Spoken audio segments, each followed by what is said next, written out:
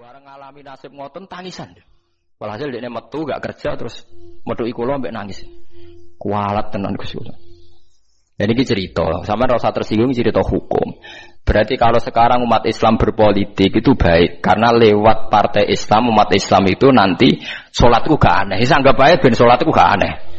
Kue duwe-duwe di kekuatan sistem sosial yo baik, tapi kabeh nggo jaga keberlangsungane salat, ora hadzun nafsi. Sanggap ae di dhuwit gue ngenakno aku nak salat ana sing larang, tapi nak dhuwitku gantung wong sing ora salat iso wae aku dilarang salat. Iku ya wis masuk alladzina immakannahum fil ardi aqamus shalah. Dadi kula suwun sampean sing melarat ya cita-cita wae duwe dhuwit sing dadekno gampang salat. Lah nek sampean wis betah melarat, tapi kula melarat lah salat teng mriki lancar ya alhamdulillah. Jadi kan gak masalah kan gak ada akibat apa-apa.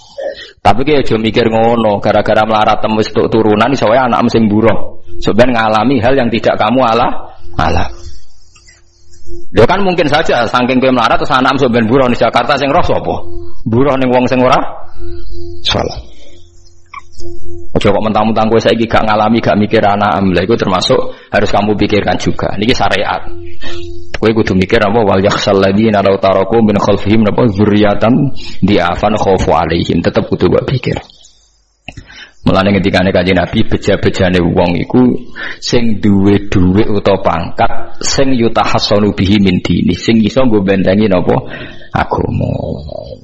Anak kowe nglakoni ngono demi anak iku tidak ngurangi zuhud. Bahkan kok Nabi Khidir dadi panitiane anake sampeyan. Iku sing diceritakno ning Ashabul Kahfi ketika ana cah cilik anake wong soleh, abahe kabundut. Abahe sempat nyimpen emas batangan, eling-eling kene. Dadi sik ana wong soleh mati nyimpen emas apa? Batangan ora. Mboten niki emas batangan ora, Mas. Disimpen teng tembok. Suatu saat tembok ini badhe rubuh. Konsekuensine nek rubuh emas batangane konangan. Nek konangan dipek wong dolim.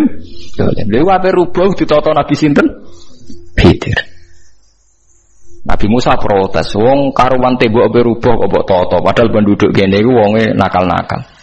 Terus jawab Nabi Khidir seperti wa amal jidaru fakana lihulamaini napa yatimaini fil madinati wa kana tahtahu kanzul lahuma wa kana abuhuma sholihah. Jadi fatwa-fatwa zuhud sing berlebihan wong ra oleh nabung ngomong kosong, tak jamin. Itu ditentang oleh ulama-ulama syariat. Karena di cerita Ashabul Kahfi ini jelas kan, wong soleh nyimpen emas batangan ning tembok demi anake, keberlangsungan kesalehan apa? Anake. Ternyata dipanitiani Nabi Khidir. Supaya emas iki enggak jatuh ke tangan-tangan orang zalim. Toh orang ini ketika nyimpen tetap disifati Allah wa kana abuhuma sholihah. Iku nang nunjukno nek wong soleh nabung iku enggak ngurangi kesalehan. Tapi rasa mbok mafhum mukhalafah nek ora nabung ora saleh innalillahi wa inna ilaihi raji'un. Ora usah ngono, ora usah mbok jero-jero. Pokoke intine iku ana ayat wong saleh nabung iku gak ngurangi kesalehan. Wa kana abuhuma sholihah. Saiki wong do ora ngalim, sing fatwa zuhud berlebihan nganti wong sawangane duwe dhuwit dosa. Padahal mau dukung awake dhewe, paham nggih sing fatwa ndukung napa? Awake dhewe. Keliru, pokoknya barang berlebihan keliru. Lah sing seneng donya berlebihan, nganti miliaran kun, gak jelas hitungannya. Ya nak cara kula sak sedengan misalnya sak rugen mati ya warisan piro kan? 50 juta. Piro? Mesin bubut anake cek kangelan. Maksudnya saya kangelan ngerjakno. Nama sak kareng ngedol lho. Mboten sing bener ya emas utawi ya tabungan lho. Mesin bubur padha karo ngeke penggawean. Mboten kula setuju mbek fatwane Ibnu Khaldun karena berdasar sejarah itu enggak ada nabi kecuali dari keluarga terhormat. Lah terhormat itu tadi terus kata Imam Ghazali sebetulnya ndak harus terhormat kamu jadi presiden atau bupati. Ada adnal mal, ini rungokno tenan. Ada adnal mal atau adnal jah yang yutahassanu bihi min dini supaya bisa menjaga agama. Lah sekarang kalau pertanyaannya gimana Gus kalau globalisasi itu tadi?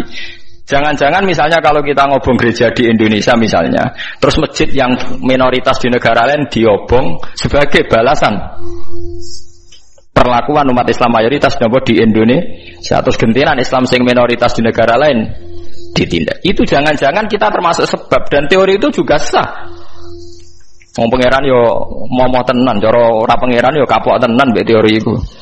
Cara ora pangeran. Banyak niku nyata. Wong sahabat itu jenenge sahabat anyar-anyar Islam di over.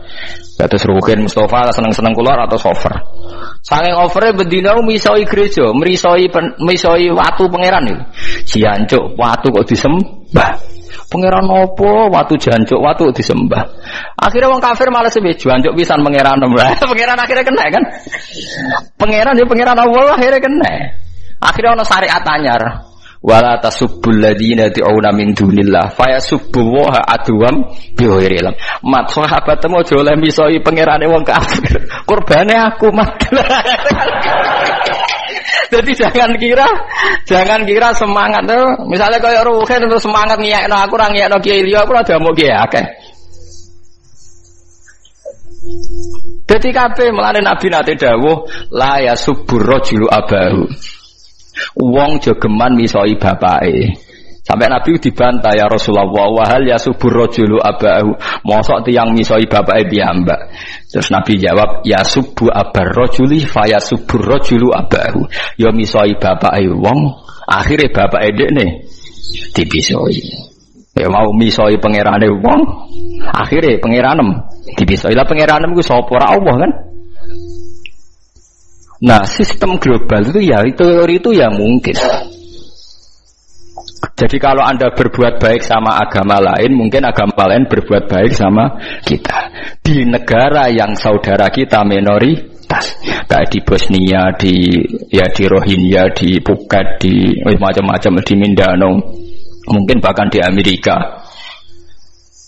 Malane wong kendel ning Pulau Jawa perlu ditakoki, kowe kendel mergo mayoritas apa mergi yo? Mergo jihad.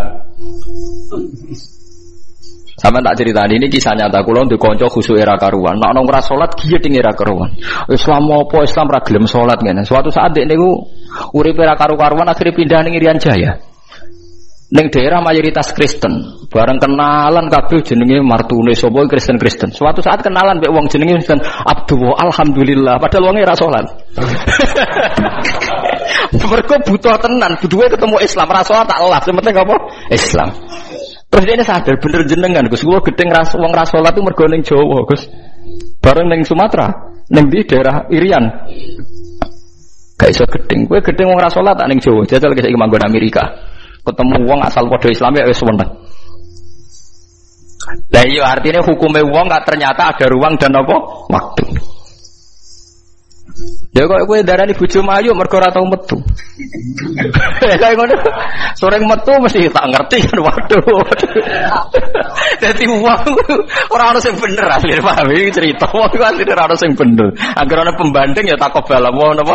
Minna minkum takobal apa? Ya kan. Mulane nganti dadi guyonan kena apa wong tuwa kok asring bojone dojol mergo sing lanang ndelok bojone wong liya. Lali bojone sing elek terus dibarno. Ya tenan sebagian yang ngono tenan. Wong akeh sing diamuk sing lanang. Wong kok ayune ngono. Ngomong apa, Pak? Lha niku kanca kula tenan. Ngomong apa, Pak? Ya jujur wae jare sing lanang. Masa wong jujur gak oleh jare apa? Wong jujur apa? Nah saiki sampean mulai mikir. Nak saiki ning Jawa ana wong Islam gak salat. Oke, kita gedeng atas nama fitrah agama. Rawang minum ya gedeng. Tapi sebagian gedeng kita memang masalah kondisi. Buktine hal yang sama kowe ketemu Islam ra salat, nak kowe ning Irian Jaya, mbok ning Timor Leste kowe seneng. Pira-pira ketemu padha napa Islam. Senajan to ora napa ora salat. Mulane bener sak dur-dure ilmu wa faqa kulli ilmin napa alim. Sak dur-dure wong alim mesti ana wong alim. Saya itu baca teorinya Imam Ghazali, Ibnu Khaldun, terus teorinya Salahuddin Al-Ayyubi. Memang teori itu saling pembanding dan itu mesti kesimpulan saya tadi walau la tafwa inna sanaba ba'dhum bi ba'din. Jadi semua teori ini saling melengkapi. Ya memang kalau ketika kita dewa-dewa no fakir, zuhud, enak, tanpa hisam, ini seakan-akan kita senang fakir, mergo bebas hisam. Nah, tapi nak delok randi kekuatan bergening ambek non muslim, terus gawe salat kangelan. Lho nggih to, misalnya sampean buruh ning Jakarta. Posisi buruh, majikan ra salat kon nyupiri, wae salat ra mandeg kowe apa. Nah, tapi nak kowe sing majikan buruh ra salat. Wae mandek kowe salat, ayo malah salat anutlah ora paham lah wis makmum. Gak tak pecat selesai kan. Oh, tetap gara-gara melarat itu tetap ra iso aqamus salat. Mulane ngaji ku sing imbang ya, aja pengagum kemiskinan. Melarat itu rasa mbok kagum-kagum biasa ae. Tapi aja mbok gedhingi dosa kowe. Kuwalat wong melarat itu napa? Gedhe wong melarat apa? Dosa.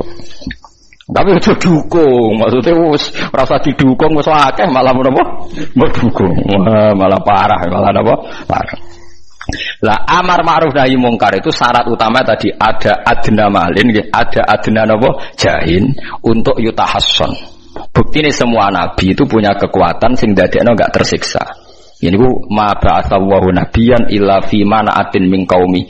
Allah tidak pernah ngutus nabi kecuali dari kasta tertinggi. Ya tujuannya wow, ada sistem sosial yang menjaga. Lucu kan wong Quraisy gudinge ngono mbek Kanjeng Nabi, tapi ora tahu mata ini mergo sungkan Abu Thalib. Sungkan sinten? Abu Thalib. Sayyid Abbas urung Islam, tapi nek nabi dipateni ya ora trimo. Sampai Darun Nadwa kebingungan carane mateni Muhammad tuh piye ndekne keluarga napa Quraisy. Sampai ana iblis mendo-mendo wong ngene ae tiap desa ngirimno satu pemuda. Engko ben dame Muhammad berceceran pe nuntut sapa ndek nek sing mateni tiap desa duwe utusan sing mate kangelan. Mergo Nabi diutus fi manaatin mingkau. Nah ketika Nabi pindah teng Madinah niku asline nggih mboten wong asing-asing amat. Mergo tiyang Yasrib niku wonten suku besar jenenge Bani Najjar napa? Bani Najjar. Bani Najjar niku keluarga besar Nabi saking Sayyidah Aminah. Mulane teng Barjanji diterangno ketika Sayyid Abdul Gerah niku mergo niliki keluargane mim Bani Najjar. Paham ya? Jadi intine ya gadah manaatin ning kaum iki niku Bani napa? Bani Najjar. Jadi napa jenenge sebutinu wa makatha fihim syahron yu'anu nasukmahu wasakwa. Niku suku napa Bani Najjar, akhwalihi min Bani napa Najjar. Dadi eling-eling. Dadi mboten saged. Mane sampean yo ora usah protes, kadang-kadang kena apa wong alim-alim yo rontok-rontok Gus, rontok-rontok mulya karepe ben rapati repot nemen-nemen. Misalnya kayak wong alim terus wong biasa total wino terus kon bubut ruhin. Nah, wae mulang wae kon apa? Bubut. Ayo repot. Jadi kus pengeran apa orang ngono ora tiga. Jadi paham gitu. Terus kula suwun ini fatwa resmi secara ilmiah. Jadi amar ma'ruf nahi mungkar dibutuhno adna jahin wa adna napa malin. Sebab itu mulai riyen agama ini butuh syaukah, butuh kekuasaan. Nah ketika butuh syaukah itu terus wong nafsiri macam-macam. Ono sing menganggap itu partai politik sehingga mereka mendewa-dewakan partai politik. Ono sing menganggap itu uang sehingga harus orang Islam harus kaya. Ada mengatakan itu ilmu macam-macam. Sing benar guys semuanya itu memberi nopo kontribusi. Kita harus nggak usah munafik lah. Dulu yang bisa ngusir pasukan salib ya sistem negara karena saat itu Salahuddin Al-Ayyubinu termasuk panglima perang. Sing iso ngusir pasukan salib itu termasuk nopo sistem negara. Tapi kita percaya sistem negara nggak repot. Nyatanya orang-orang Islam yang minoritas di negara-negara barat karena sistem sosialnya baik, perilakunya baik, menjadi menarik, akhirnya juga bisa mengislamkan orang banyak. Seperti Islam Gujarat, Punjab, ke Aceh. Mereka hanya pedagang, sistem sosialnya baik, tahu-tahu menarik. Walhasil orang Aceh banyak sing nopo Islam. Terus sampai Wali Songo itu tidak mengandalkan negara, mengandalkan sistem nopo sosial, terus macam-macam. Tapi intinya butuh adna jahil, wa adna nopo malin. Artinya kalau Islam pertama masuk Indonesia aku wong sugih ta wong melarat. Ya wong sugih, wong pedagang lintas negara, pedagang biteng ra ngarah yen iso lintas apa negara. Wong iso pedagang lintas negara India Aceh iku. Wah cukup ora pedagang biteng go umbale tok wis. Entar wis. Paham gitu terus niki nggo peringatan dadi mulai itu sing jenenge tamkin.